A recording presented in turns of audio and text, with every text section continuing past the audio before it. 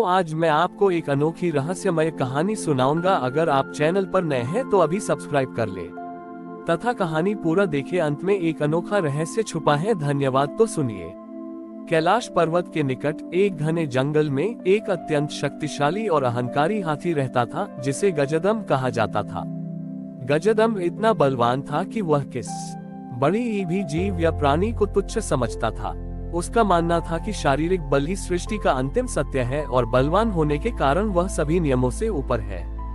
गजदम्ब अपनी शक्ति के प्रदर्शन के लिए अक्सर कमजोर पशुओं को परेशान करता था और शांत ऋषियों की तपस्या भंग कर देता था।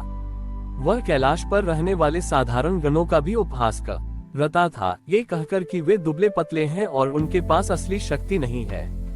जब गजदम्ब का अहंकार चरम पर पहुंच गया तो वह सीधे कैलाश पर चढ़ आया। उसका उद्देश्य शिव को ये दिखाना था कि शक्ति सबसे बड़ी है और वैराग्य एक दुर्बलता है। शिव, जो समाधि में लीन थे, ने गजदम्ब के अंधे अहंकार को भांप लिया। शिव जानते थे कि गजदम्ब को केवल बल से पराजित नहीं किया जा सकता, बल्कि उसे भेदभावहीनता का पाठ पढ़ाना आवश्यक है। जैसे ही गजदम्ब कैलाश की दिव्य सीमा में घुसा, शिव अचानक अपने नटराज स्वरूप में प्रकट हुए। गजदम्ब ने शिव के मनमोहक और दिव्य रूप को देखा तो वह और अधिक क्रोधित हुआ। हे योगी, तुम नृत्य करते हो जबकि मैं अपनी असीम शक्ति से पृथ्वी को हिला सकता हूँ। तुम इतने सुंदर वस्त्र क्यों नहीं पहनते?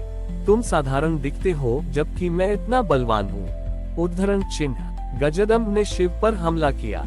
शिव ने कोई प्रतिरोध नहीं किया, बल्कि अद्भुत फुर्ती के साथ गजदम्ब के चारों ओर उन्मत्त तांडव शुरू कर दिया।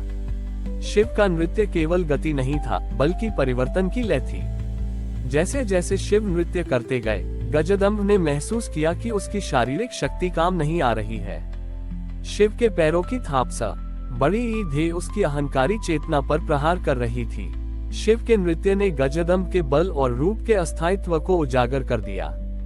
नृत्य के चरम पर शिव ने शक्ति के अंतिम प्रहार से गजदम्ब के अहंकार को चकनाचूर कर दिया। गजदम्ब का विशाल शरीर वहीं धराशायी हो गया। शिव ने तुरंत उस मृत गज की चमड़ी चर्म को उठाया। उस समय ये चमड़ी गर्म, मोटी और गंधयुक्त थी, जो मोह, बल और अहंकार का प्रतीक थी। शिव ने उस गज चर्म को अपने दिव्य शरीर पर लपेट लिया और अपने अंगों से बहने वाले दिव्य तेज के साथ उसे धारण कर लिया। ये देखकर सभी देवगण और ऋषिगण आश्चर्यचकित हो गए। पार्वती माता ने पूछा, स्वामी, आपने इतना बलवान दिखने वाला चर्म क्यों धारण किया? ये तो अशुभ और अवांछनीय है। शिव ने उस गज चर्म को दिखाते हुए कहा, हे देवी, मैंने इसे इसलिए धारण किया है ताकि मैं संसार को ये बता सकूं कि मेरे लिए कोई भी वस्तु तुच्छ या अवांछनीय, बड़ी ही या नहीं है। ये गज चर्म, जो कुछ क्षण पहले अहंकार, बल और क्रूरता का प्रतीक था, अब मेरे शरीर पर धारण होने से पवित्र हो गया है। ये गज चर्म मुझे सिखाता है कि अंदर से वैराग्य रखने वाला व्यक्ति बाहर से किसी भी रूप को धारण कर सकता है। मेरे लिए रेशमी वस्त्र और यह रुधिर रंजित चर्म दोनों समान हैं। मैं सौंदर्य और कुरूपता, जीवन और मृत्यु, दिव्य और अशुभ के बीच कोई भेद नहीं करता। ये गज चर्म मेरे लिए अंतिम भेदभाव का त्याग है।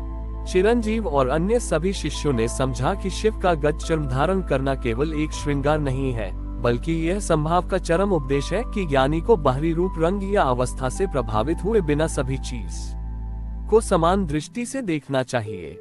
ये कहानी हमें सिखाती है कि सच्ची महानता बाहरी बल या रूप रंग में नहीं है, बल्कि आंतरिक वैराग्य में है, जो जीवन के सभी पहलुओं, सुंदर और भयानक दोनों को समानता से स्वीकार करता है। शिव द्वारा गज चर्म धारण करने के बाद कैलाश पर शांति छा गई और सभी ने भेदभावहीनता संभाव के इस गहरे रहस्य को समझा। लेकिन देवों में से एक शुचिता देवी, जो बाहरी स्वच्छता और पवित्रता पर अत्यधिक जोर देती थी, उन्हें अभी भी यह चर्म अशुभ लग रहा था। उन्हें लगा कि शिव जैसे पवित्र देव को हिंसा और अहंकार के प्रतीक को अपने शरीर पर नहीं रखना चाहिए। शुचिता देवी ने सोचा कि वह पवित्र जल और शुद्ध मंत्रों के बल पर उस गज चर्म को शुद्ध कर देंगी, ताकि वह शिव के योग्य हो जाए। वह शिव के पास गई और अत्यंत विनम्रता से कहा, हे महादेव, आपकी महिमा अपार है, किंतु ये गज चर्म अभी भी उस अहंकारी जीव की ऊर्जा से भरा हुआ है। क्या मुझे इसे पवित्र जल से धोकर इसे बाहरी रूप से शुद्ध करने की अनुमति है? शिव मुस्कुराए। उन्होंने कहा, देवी शुचिता, तुम बाहरी पवित्रता के उपासक हो, लेकिन तुम आंतरिक शुद्धिकरण का महत्व भूल रही हो। तथास्तु, तुम प्रयास कर सकती हो। शुचिता देवी ने पवित्र गंगाजल और शुद्धि मंत्रों का प्रयोग करके गजचर्म को धोने का प्रयास किया। उन्होंने कई घंटे तक मंत्रों का उच्चारण किया, लेकिन गजचर्म पहले जैसा ही गंधयुक्त, खुरदुरा और अपवित्र रहा। बाहरी प्रयास ने चमड़ी के मूल स्वरूप को नहीं बदला। शुचिता देवी निराश हो गईं। प्रभु, मेरे मंत्र और पवित्र जल भी इसे शुद्ध नहीं कर पाए। क्या ये गजचर्म हमेशा अशुद्ध रहेगा? शिव ने कहा, देवी, तुमने जल से धोने की कोशिश की, जो केवल बाहरी तत्वों को धोता है, लेकिन अहंकार और हिंसा की अशुद्धि को धोने के लिए जल नहीं, बल्कि स्पर्श की आवश्यकता होती है। शिव ने अपनी समाधि की अवस्था से उठकर उस गजचर्म को पुनः अपनी तपस्या की ऊष्मा दी। उन्होंने अपने दिव्य शरीर की करुणा, वैराग्य और संभाव की ऊर्जा को गजचर्म में स्थानांतरित किया। धीरे धीरे गजचर्म का रंग गहरे काले से बदलकर राख जैसा श्वेत होने लगा। उसकी खुरदुरी गंध गायब हो गई और उसमें से अद्वितीय भस्म की छोटे खुशबू आने लगी। चर्म नर्म हो गया, मानो वह शिव के दिव्य प्रेम से संतृप्त हो गया हो। शुचिता देवी ने देखा कि अब गजचर्म केवल एक चर्म नहीं था, बल्कि वह शुद्धिकरण और रूपांतरण का प्रतीक बन चुका था। शिव ने समझाया, देवी, अहंकार की अशुद्धि को केवल बाहरी पवित्रता से नहीं हटाया जा सकता। यह अंतरंग रूपांतरण मांगती है। मैंने इस चर्म को धोया नहीं, बल्कि धारण किया। मेरे वैराग्य और करुणा ने उस गजदम के अहंकार को जला दिया और उस हिंसा को प्रेम में रूपांतरित कर दिया।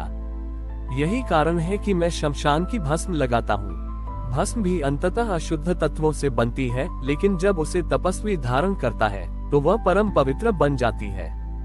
वस्तु स्वयं अशुद्ध नहीं होती, उसे धारण करने वाले का भाव उसे शुद्ध या अशुद्ध बनाता है। शुचिता देवी को ज्ञान हुआ कि सच्ची पवित्रता किसी बाहरी वस्तु को त्यागने में नहीं है, बल्कि उस अशुद्ध वस्तु को भी अपने आंतरिक प्रेम और संभाव से शुद्ध कर देने में है। उन्होंने बाहरी शुचिता के अपने कठोर नियमों को त्याग दिया और आंतरिक करुणा को अपनाया। ये कहानी सिखाती है कि आंतरिक शुद्धता इतनी शक्तिशाली होनी चाहिए कि वह बाहरी अशुद्धियों को भी रूपांतरित कर दे। सच्ची पवित्रता का अर्थ अलगाव नहीं, बल्कि सभी को स्वीकार कर उन्हें प्रेम से शुद्ध करना है। हमारी और भी आध्यात्मिक एवं अनोखी कहानियां देखने के लिए हमारे चैनल पर जाएं तथा धार्मिक एवं पौराणिक अनोख बड़ी ही कहानियां हमारे चैनल पर है। कृपया जाके देखें तथा हमारे चैनल को सब्सक्राइब करके रखें और वीडियो लाइक जरूर करें। धन्यवाद।